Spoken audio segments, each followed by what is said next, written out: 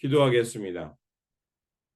좋으신 아버지 하나님, 오늘도 저희들에게 이 아침에 시간을 허락하여 주시고 또한 말씀을 허락하여 주시니 감사를 드립니다. 오늘도 우리에게 주신 말씀 붙들고 하나님의 선한 역사가 어디에 있는가를 잘 깨닫게 하여 주시고 그 길을 향해 용기 있게 나아갈 수 있도록 도와주시옵소서.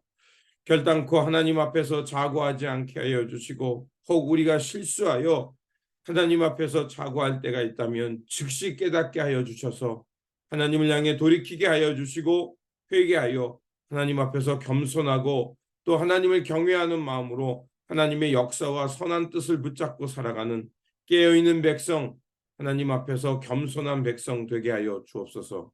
우리 구주 예수 그리스도 이름으로 기도드립니다. 아멘. 오늘 우리에게 주신 말씀은 역대상 21장 1절에서 8절입니다. 사탄이 이스라엘을 치려고 일어나서 다윗을 부추겨 이스라엘의 인구 조사를 하게 하였다.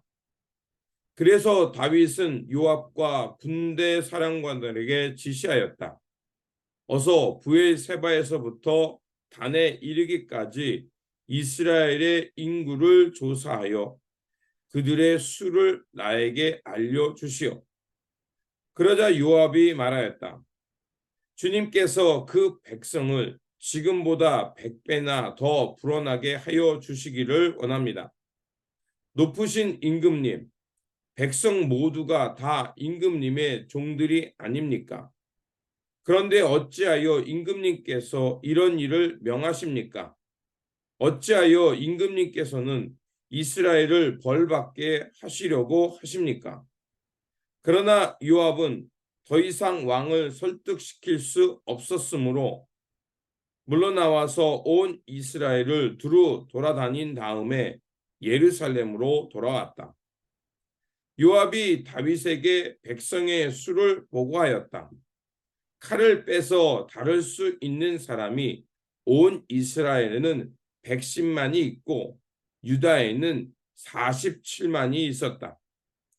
그러나 요압은 왕의 명령을 못마땅히 여겨 레위와 베냐민은 이 조사에 포함시키지 않았다. 하나님께서 이 일을 악하게 보시고 이스라엘을 치셨다. 그래서 다윗이 하나님께 자백하였다. 내가 이런 일을 하여 큰 죄를 지었습니다. 그러나 이제 이 종의 죄를 용서해 주시기를 빕니다. 참으로 내가 너무나도 어리석은 일을 하였습니다. 아멘. 오늘 본문 말씀은 다윗이 인구 조사를 행함으로 하나님 앞에 징계를 받는 말씀입니다. 역대상 20장까지는 조상들의 계보, 레위와 제사장의 역할, 그리고 다윗 왕의 통치, 그리고 다윗을 도와서 이스라엘 영토를 확장해 갔던 용사들의 이야기를 통해서 승전을 기록하고 있습니다. 어떻게 본다면 20장까지는 그 역사적인 전통에서 그 이스라엘의 좋은 점만 또 다윗 왕의 좋은 점만 기록하고 있는 것을 볼 수가 있습니다. 어제 우리가 살펴본 대로 다윗의 군대 장관인 요압이 그 랍바를 함락시킴으로 이제 그 다윗의 왕조가 가는 곳마다 승전했음을 말해주고 있습니다.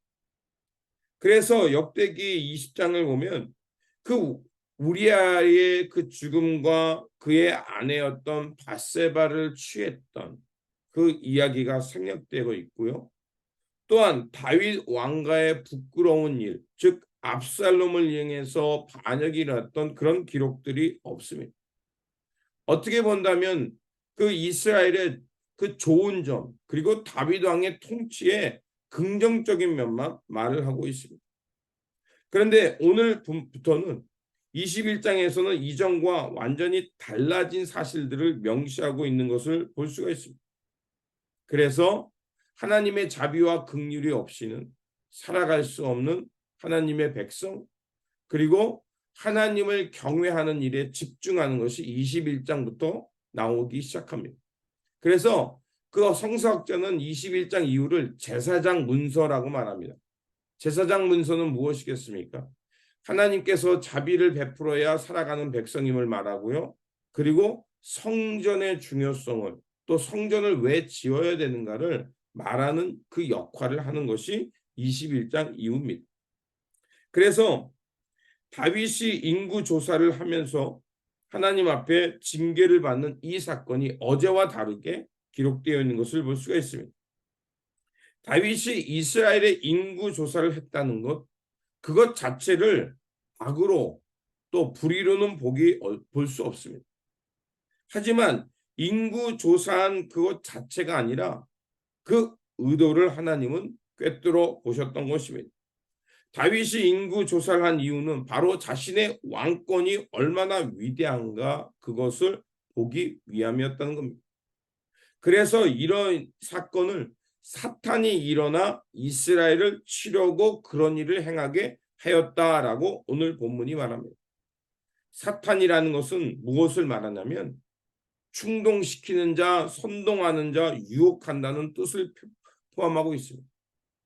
인구 조사가 죄가 되는 이유는 바로 5절에 나와 있듯이 칼을 뺄 만한 사람이 얼마나 많은가를 다윗은 살펴보고 싶었던 겁니다. 바로 하나님을 신뢰하는 마음보다 자기 과시, 자기의 힘을 의지하고 싶었던 겁니다. 그래서 잠언은 이렇게 하나님 앞에서 하나님보다 다른 것을 의지하는 것을 교만이라고 말하고 자기 과시라고 말하면서 잠언이 우리에게 주는 지혜가 있죠. 잠언 16장 18절 교만은 패망의 선봉이요 거만한 마음은 넘어짐의 앞잡이니라라고 했습니다. 하나님께서는 그 이스라엘과 이스라엘 그 왕에게 약조하신 것이 있습니다. 우리가 잘 아는 대로 하나님께서 그 아브라함을 통해서 어떻게 했습니까? 너희의 후손이 이 바다의 모래알과 같이 그 하늘의 별과 같이 셀 수 없을 정도로 많이 늘어나도록 해주겠다라는 것이었습니다. 이 이야기는 그 사람의 눈, 또 내가 손으로 만질 수 있는 그런 것을 신뢰하지 말고 하나님의 언약을 신뢰하는 백성으로 살라는 것이었습니다. 다윗의 인구 조사가 문제가 되는 것은 바로 하나님의 역사에 대한 언약에 대한 신뢰를 의심한다는 것으로 보았던 것입니다. 또한 다른 관점으로는 하나님이 다윗을 그 인구 조사를 친 것을 그 불의하게 보셨던 것은 하나님께서 그 적들이 쳐들어왔을 때 그 전쟁을 싸우려 할 때 하나님이 그 사사나 또 다윗이 하나님 앞에서 은총을 받을 때 어떻습니까? 먼저 하나님 앞에 나가서 뜻을 물었습니다. 하나님, 이 전쟁을 해도 되겠습니까? 안 되겠습니까? 하나님의 그 통치, 하나님의 통치를 먼저 물었던 겁니다. 그래서 하나님께서 가라라고 하면 그때 나가서 전쟁을 했어요. 이것은 무엇을 말할까요? 하나님의 뜻과 하나님의 명령을 먼저 묻고 그 명령에 따라 살아갔다는 것입니다. 그것은 그 나가서 싸우는 전쟁이 단순히 그 인간의 전쟁이 아니라 하나님의 뜻과 하나님을 드러내는 그 심판의 의도가 있었다는 것입니다. 그래서 여호와의 전쟁이었던 겁니다. 그런데 다윗이 어떻게 했습니까? 자신이 계속해서 승리하고 왕권이 강화되자 하나님의 하나님의 언약과 은혜를 신뢰하기보다는 자신의 힘을 의지하고 눈으로 확인하고 싶었던 겁니다. 그래서 그것을 알았던 보좌관 중에 하나였던 요압이 군대 장관이죠. 그가 다윗을 말립니다. 3절에. 주님께서 그의 백성을 지금보다 100배나 더 불어나게 해주시길 원합니다. 높으신 임금님, 백성 모두가 다 임금님의 종 아닙니까? 그런데 어찌하여 임금님께서는 이런 일을 명하십니까? 어찌하여 임금님께서는 이스라엘을 벌받게 하시려 하십니까? 요압은 반대했습니다. 그럼에도 불구하고 다윗은 강행했고요. 그리고 7절에 하나님께서 다윗의 의도를 아시고 벌을 내리십니다. 그러면서 징계를 받게 되죠. 그러자 다윗의 위대함은요, 하나님 앞에서 무흠한 게 아니었습니다. 하나님 앞에서 범죄할 때 그 하나님께서 어떤 징계를 내리실 때 다윗은요, 즉시로 깨달았다는 게 중요합니다. 자, 그렇게 하나님께서 7장 8절에 어떤 역사가 일어나니까 즉시 깨닫고 하나님 앞에 회개의 자리로 나갑니다. 8절에 이렇게 말합니다. 그래서 다윗이 하나님께 자백하였다.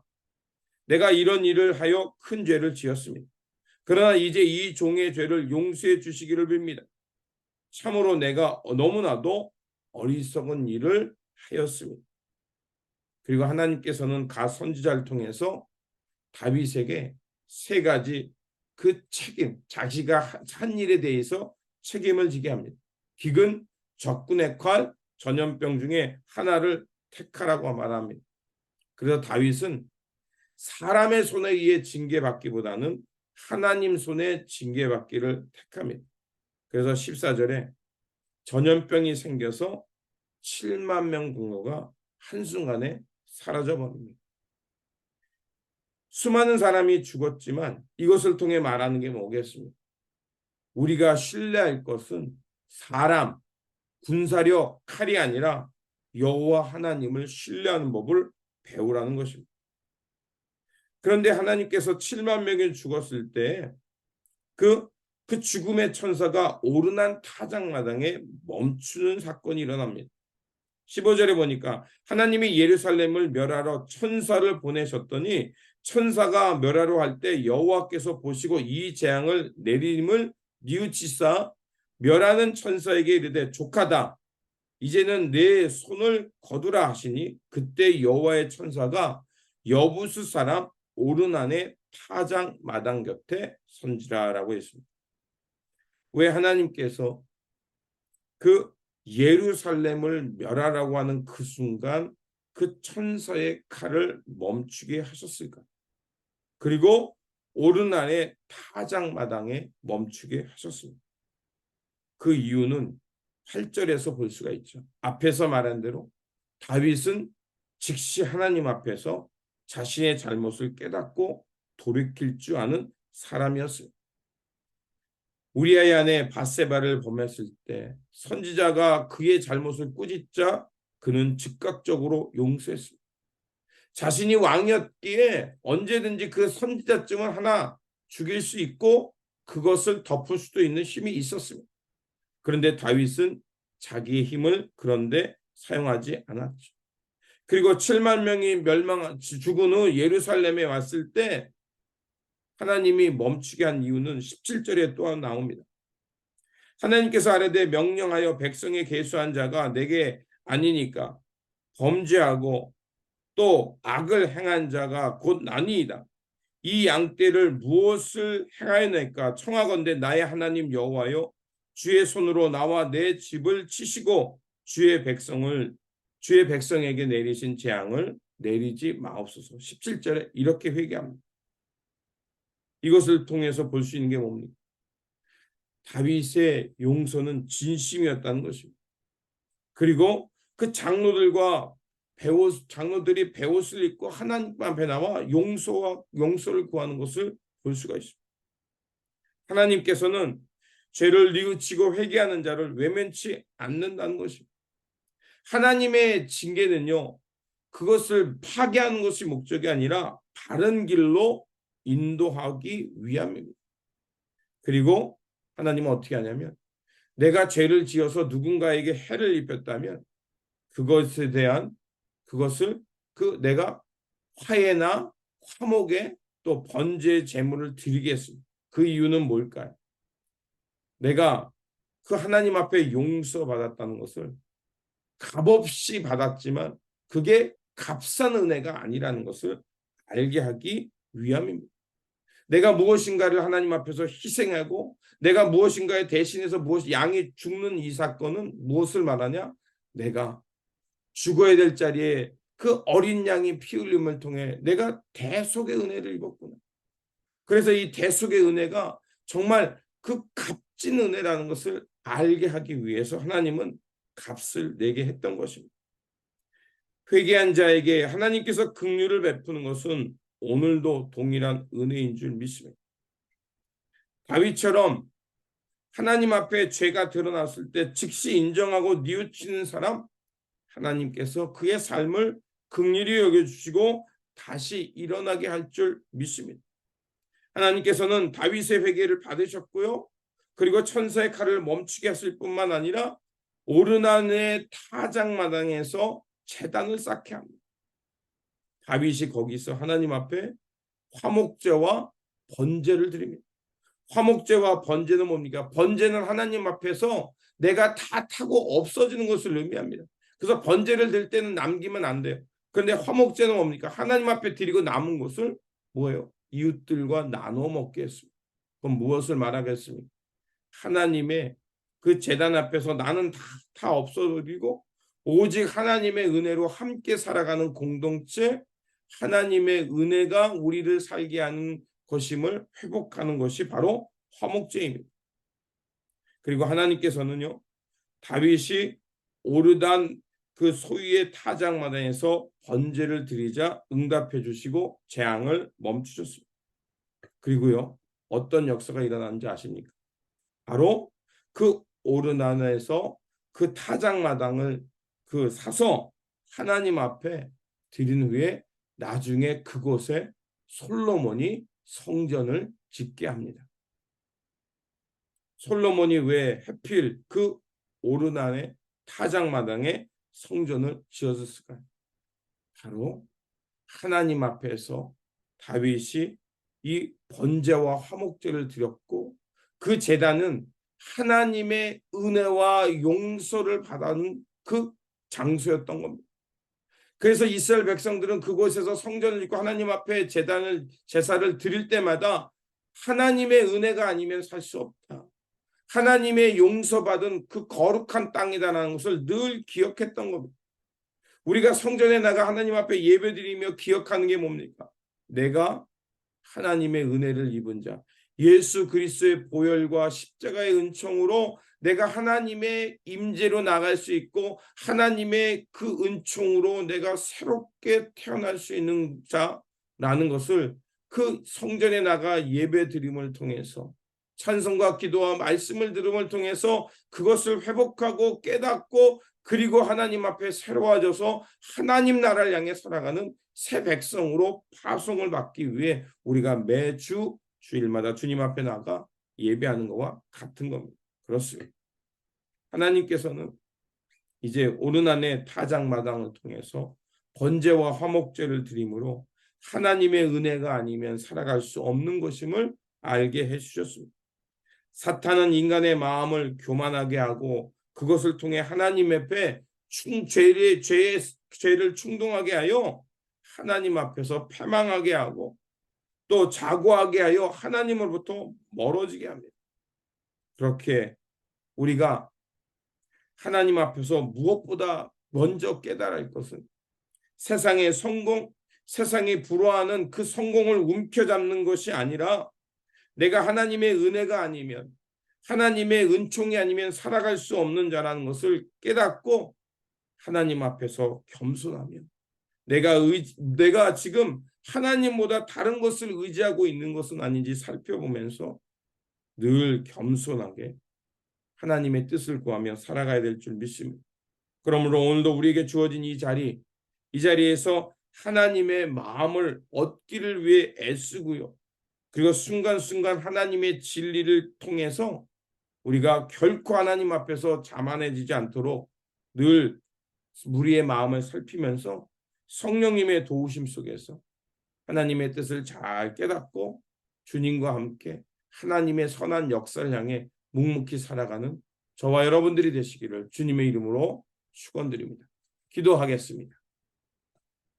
용서와 자비의 하나님, 죄를 범한 다윗은 하나님의 징계를 통해서 즉시 깨닫고 그리고 하나님 앞에 돌아가자 하나님은 그에게 무한한 자비와 긍휼을 내려주셨습니다. 하나님, 오늘도 우리가 하나님의 거룩한 전에서 살아가고 있음을 알게 하여 주시고 무엇보다도 우리의 삶과 우리의 마음이 하나님의 성전임을 알게 하여 주셔서 결단코 세상의 성공, 세상의 힘, 세상의 자랑이 아니라 여호와의 마음, 하나님을 의지하는 마음, 하나님의 선한 뜻을 먼저 깨닫고 살아가는 그 마음을 붙들고 살아가게 하여 주옵소서. 그래서 날마다 우리가 하나님의 거룩한 성전으로 살아가게 하여 주시고, 오늘도 우리가 살아가는 그 삶을 통해서 하나님의 하나님됨을 드러나고 우리의 살아가는 모습을 통해서 여호와의 역사를 드러낼 수 있는 삶의 자리가 되게 하여 주옵소서. 그래서 아버지 하나님, 오늘 우리가 살아가는 그곳, 우리가 두 발로 서 있는 이 땅이 하나님의 나라요 하나님의 거룩한 성전임을 고백합니다.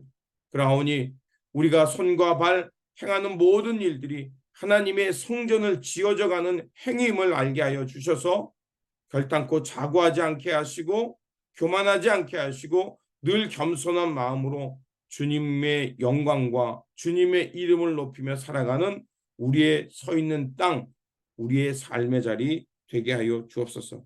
우리 구주 예수 그리스도 이름으로 기도드립니다. 아멘.